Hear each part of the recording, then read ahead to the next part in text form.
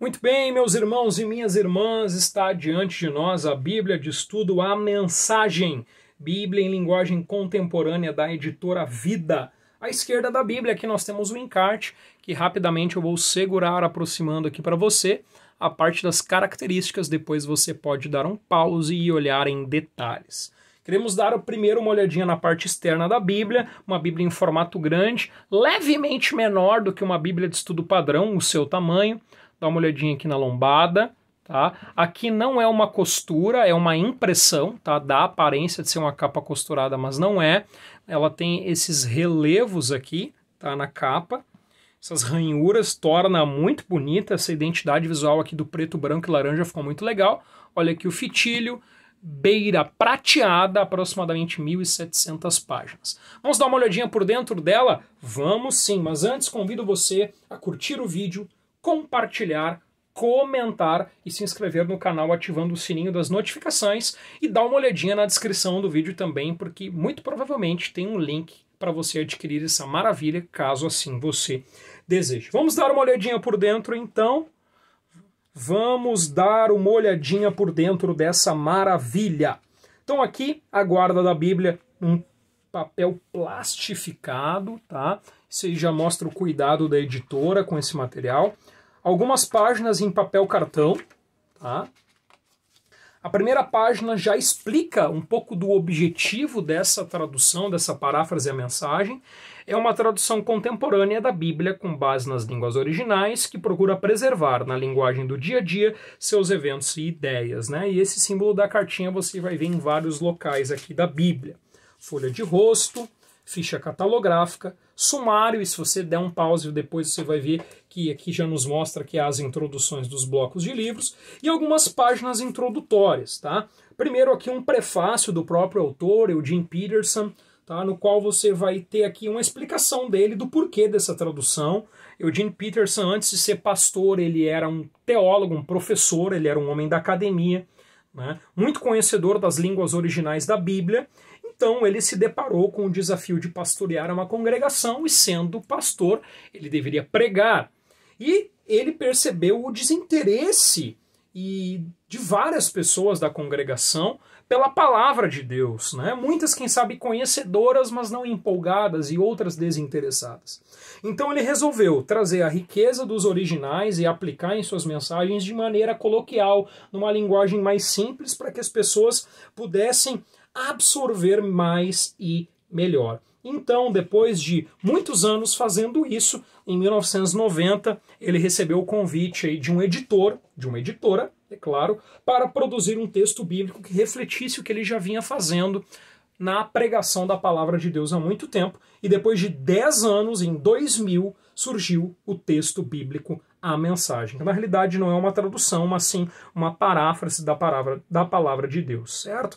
Então aqui uma palavra do editor, tá? Que vai explicar um pouquinho o que contém essa Bíblia aqui, né? Mas esta é só para ler o primeiro parágrafo, ele já vai exemplificar o restante do conteúdo dessa palavra do editor.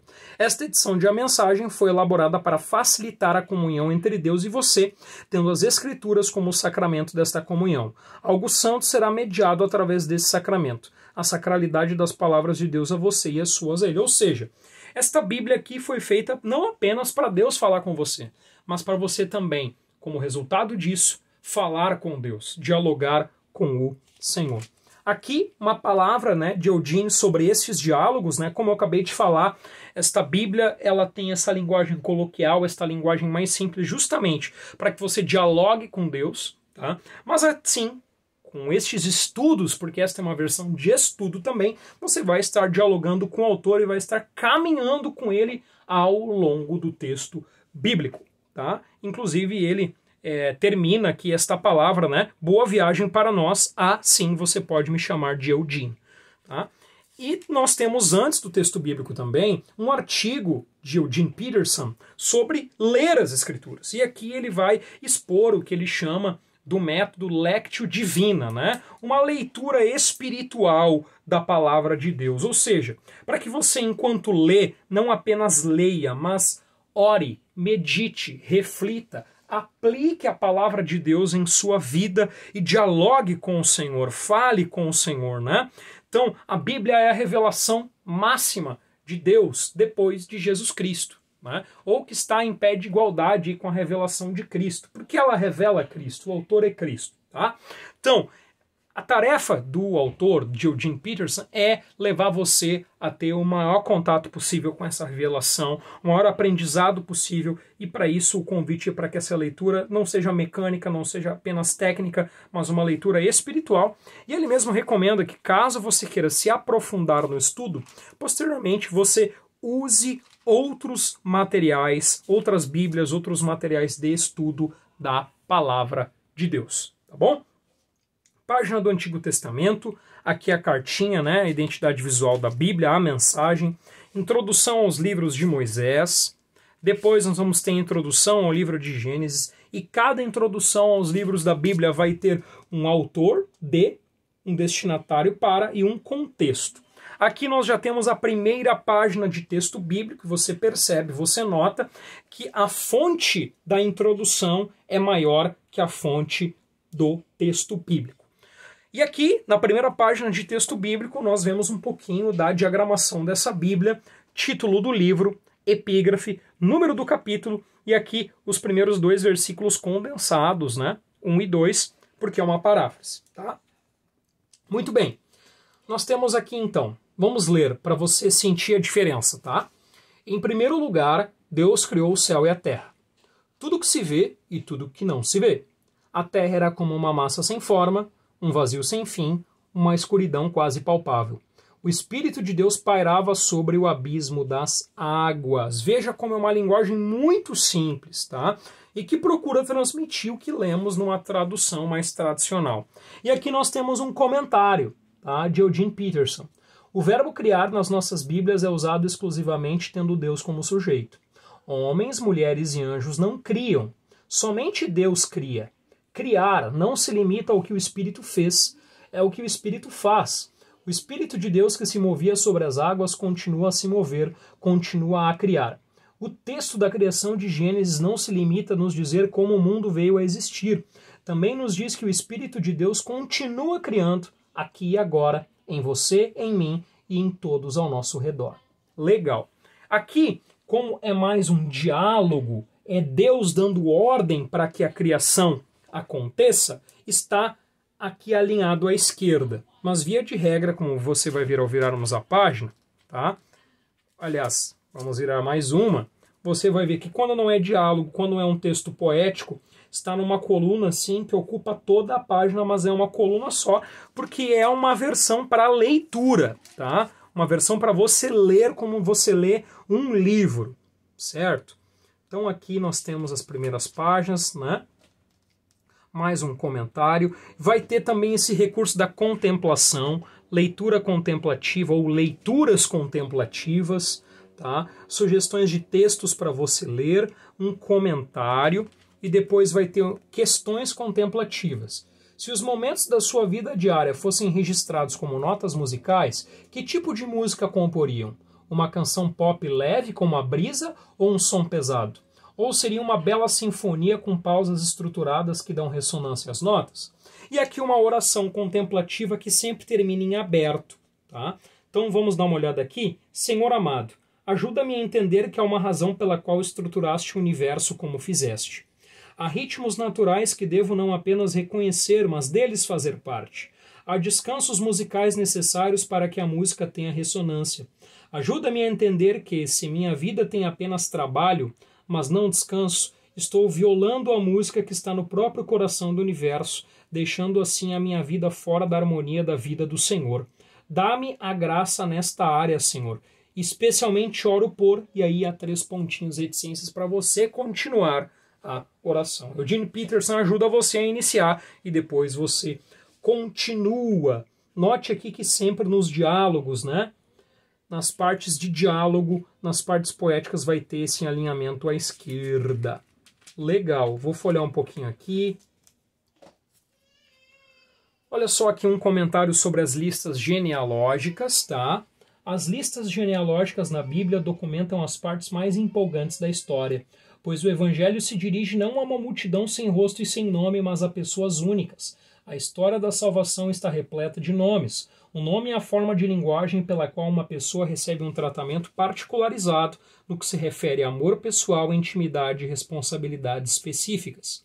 O apreço bíblico pelas listas genealógicas não é um arcaísmo pedante, mas sim uma busca por envolvimento pessoal, a busca de um senso de lugar do indivíduo na teia de relações nas quais Deus molda a salvação. Muito legal, né? Tem muitas pessoas que acham enfadonho ler as genealogias, mas há coisas muito preciosas em ler elas. Tá? Vou avançar bastante aqui para vermos outros recursos.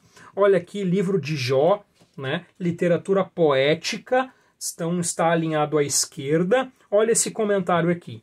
Todos queremos ajudar os amigos quando eles estão sofrendo, mas analisar suas falhas não é a melhor maneira de ajudar. Talvez a melhor maneira seja simplesmente estar lá, sentar-se com eles, respeitar sua tristeza com a nossa presença, com o nosso silêncio e com as nossas lágrimas. Elifaz provou ser um grande amigo até o momento em que começou a falar. Legal. Avanço mais um pouquinho aqui. Olha o Salmo 23 aparecendo aí. Vamos dar uma lida no Salmo 23 para ver como é que ele ficou nessa paráfrase aqui? Ó eterno meu pastor, não preciso de nada.